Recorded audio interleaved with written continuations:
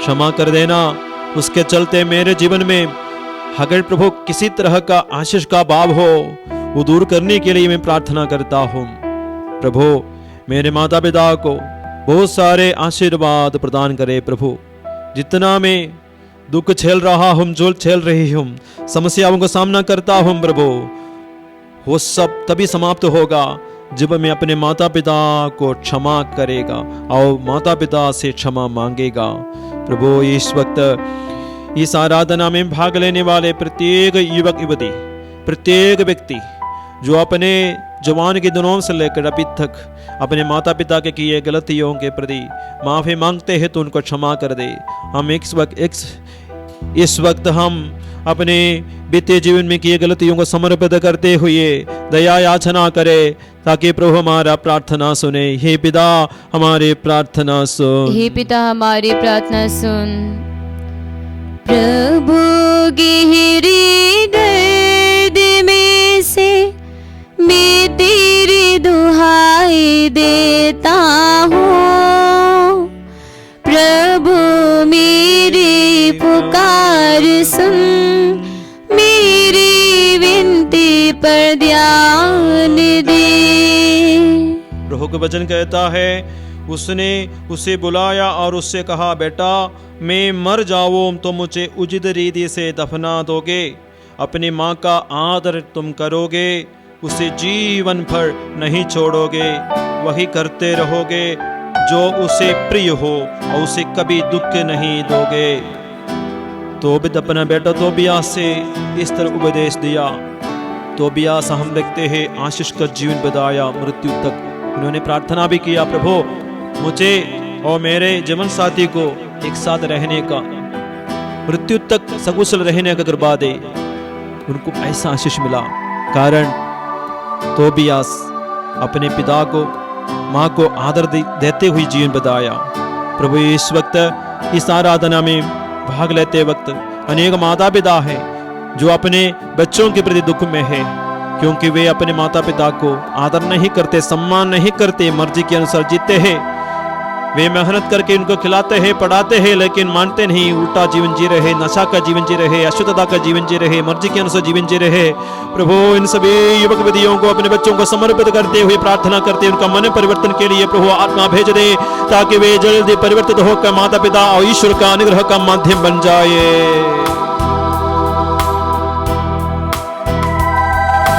प्रभु गहरे दर्द में से मैं तेरी दुहाई देता हूँ। प्रभु मेरी पुकार सुन, मेरी विनती पर ध्यान दे। प्रभु इस वक्त अनेक बच्चे हमारे सामने है, इस आराधना में भाग लेते होंगे या अपने घर में होंगे प्रभु, जो पढ़ाई छोड़ दिया है परिवार का समस्याओं के कारण या अपना ही मोह माया का कारण, बुरी संगति में फंस जाने का कारण, समय के पहले ही छोटे उम्र में भी भोग विलास के कारण प्रभु वे पढ़ाई छोड़ दिए हैं। पढ़ाई करने के लिए सामर्थ्य तो है, लेकिन बुरी संगति के कारण, संगति में फंसकर गलत चीज खाने का कारण, देखने का कारण प्रभु कई बेटे बेटी लोग समय के पहले कम उम्र में भी पढ़ाई छोड़ दिया। इस तरीके से वे अपना भविष्य खराब कर दिया है। प्रभु यीशु उनका मन परिवर्तन हो, ताकि वे जल्दी ही जल्दी प्रभु बुरे संगति छोड़कर पढ़ाई शुरू कर दिया जाए। ऐसा भाव अनेक बच्चों को प्रदान कीजिए। ये आराधना में भाग लेने वाले अनेक माता पिताओं का प्रार्थना सुनिए। पिता हमारे प्रार्थना सुन। हे पिता हमारी प्रार्थना सुन। प्रभु गहरे दर्द में से मैं तेरी दुहाई देता हूँ। प्रभु मेरी पुकार सुन, मेरी विनती पर ध्यान दे। हे प्रभु यीशु, ऐसे बेटे बेटी लोग हमारे बीच में है जो उम्र पक्का होने के शायद पहले ही, कुछ लोग उसके बाद भी अपने मर्जी से रिश्ता बनाकर कहीं भाग गए होंगे या अपने घर में बुला के लाए होंगे प्रभु, वो भी दूसरा धर्मावलंबी का किसी बेटा या बेटी को लेकर। यीशु अपना धर्म का नहीं है प्रभु, आपका वचन कहता है तो भी तो अपने बेटा तोबिया से कहा, तुम अन्य कन्याओं से शादी नहीं करोगे, क्योंकि तुम्हारा पितृकुल और धर्म के अनुसार तुम शादी करोगे। इस तरीके से तुम आशीर्वाद रूप पुत्र प्राप्त करोगे। तोबित का ग्रंथ अध्याय 4 वचन संख्या 12 में लिखा हुआ है। इब्राहिम, इसहाक, याकूब ने इसी तरीके से आशीर्वाद रूप पुत्र प्राप्त किए हैं। प्रभु यीशु अब्बा पिता हमारे समाज के सभी युवक युवतियां इस वचन पर दावा करते हुए जीने की कृपा मिले, ताकि वे कभी गलती ना करे, अपने मर्जी के अनुसार रिश्ता बनाना है नहीं, बल्कि ईश्वर के और धर्म के और वचन के अनुसार रिश्ता बनाते हुए पवित्रता का जीवन, कल्याण का जीवन जी सके। अगर इस वक्त कोई भी ऐसा लड़का लड़की, कोई युवक युवतियां इस वचन के खिलाफ अपने मर्जी के अनुसार भागते हुए या अपने मर्जी से माता पिता को दुख देते हुए अपने मर्जी से रिश्ता बनाया है या भाग गए हैं, उनका मन परिवर्तन के लिए प्रार्थना करते हैं। हे पिता हमारे प्रार्थना सुन, हे पिता हमारी प्रार्थना सुन। प्रभु गहरी गर्द में से मैं तेरी दुहाई करता हूँ, प्रभु मेरी पुकार सुन, मेरी विनती पर ध्यान दे। प्रभु इस वक्त इस आराधना में बैठे हुए प्रत्येक व्यक्ति, माता पिता होंगे, बड़े होंगे, उन लोग भी अपने बीते जीवन में प्रभु कई तरह की गलतियां किए होंगे। इसमें विशेषकर अपने माता पिता के खिलाफ किए गलतियों के कारण आज वो भी चल रहे हैं। जैसे उन लोगों ने प्रभु जो गलती किए हैं, वैसा ही अपने बच्चे उनके साथ कर रहे हैं। इसलिए वे पश्चाताप कर रहे हैं। प्रभु वे अपने गलतियों का एहसास कर रहे हैं। हमने जैसा किया वैसा ही हमारे बच्चे हमारा साथ कर रहे हैं। प्रभु वो सब गलतियों को इस वक्त क्षमा कर दे। इन लोग जैसे पश्चाताप करते हैं पापों के प्रति, वे दुखी है, तो प्रभु उनका दुख देखिए, उनका पश्चाताप देखकर उनके बच्चों के जीवन में परिवर्तन आवे प्रभु, ताकि परिवार जो टूट गया है एक हो जाए, खुशी का, आनंद का, कल्याण का परिवार बन जाए, बच्चों का अच्छा भविष्य हो जाए। प्रभु हमारा प्रार्थना सुनने की कृपा कर। दोनों हाथों को ऊपर उठा के केवल हम अनेकों के लिए प्रार्थना करें। अपने बीते हुए जीवन का गलत तरीका के कारण आज परिवार टूट गए हैं, तितर बितर हो गए हैं। बच्चा हम बात नहीं मानते हैं, बच्चे भी अपना गलत तरीका अपनाया है। प्रभु हम समर्पित करते हैं, स्तुति करते हैं। हालेलुया हालेलुया हालेलुया हालेलुया हालेलुया हालेलुया हालेलुया हालेलुया हालेलुया हालेलुया स्तुति आराधना आराधना हालेलुया हालेलुया हालेलुया हालेलुया महिमा हो। हालेलुया हालेलुया हालेलुया हालेलुया हालेलुया आराधना में भाग लेने की योग्यता से हालेलुया हालेलुया हालेलुया जीवन में जो बंधन है, 14 आज्ञा का उल्लंघन के कारण आया हुआ समस्या दूर हो जाए। प्रभु उन लोगों को, परिवारों पर, व्यक्तियों को, माता पिताओं पर दया करे, करुणा प्रकट करे, उनका सारे विपत्तियां दूर करे, बंधन खुल जाए, दूर हो जाए, ईश्वर की महिमा प्रकट हो जाए, एक अच्छा परिवार जीवन बिता सके। प्रभु यीशु उनका परिवार में एकता हो, बच्चे माता पिता का आदर करे, माता पिता बच्चों को प्यार करे। हालेलुया हालेलुया हालेलुया हालेलुया हालेलुया। प्रभु गहरी गर्द में से मैं तेरी दुहाई देता हूँ, प्रभु मेरी पुकार सुन, मेरी विनती पर ध्यान दे। आइए प्यारे भाई और बहनों, इस मसीह का आशीर्वाद हम प्राप्त करें। ये आराधना जिसमें आप लोगों ने भाग लिया है, इसकी योग्यता से आपके बीते जीवन का सारा पाप का बंधन प्रभु खोल दे, पाप का दाग प्रभु धो दे पावन लोगों से। यीशु इस वक्त आपके आराधकों को, अपने भक्तों को आशीष दे पर दे, कोई बंधन है खोल दे प्रभु। जितने भी लोग समय लगाया ये आधा घंटा, इसकी योग्यता से जीवन में परिवर्तन का कृपा दे, नया बनने की कृपा दे। बच गया समय दूसरों को आदर करने में, प्यार करने में, मदद करने में लगा सके प्रभु। इस तरीके से अपना जीवन अनुग्रह में बदल डाल सके। आइए प्यारे भाई और बहनों, ईसा का आशीर्वाद हम प्राप्त करें। पवित्र परम प्रसाद की आराधना स्तुति महिमा सदा सर्वदा प्रशंसा हो, सदा सर्वदा प्रशंसा हो। पवित्र परम प्रसाद की आराधना स्तुति महिमा हो, सदा सर्वदा प्रशंसा हो, सदा सर्वदा प्रशंसा हो। पवित्र परम प्रसाद की आराधना स्तुति महिमा हो, सदा सर्वदा प्रशंसा हो, सदा सर्वदा प्रशंसा हो।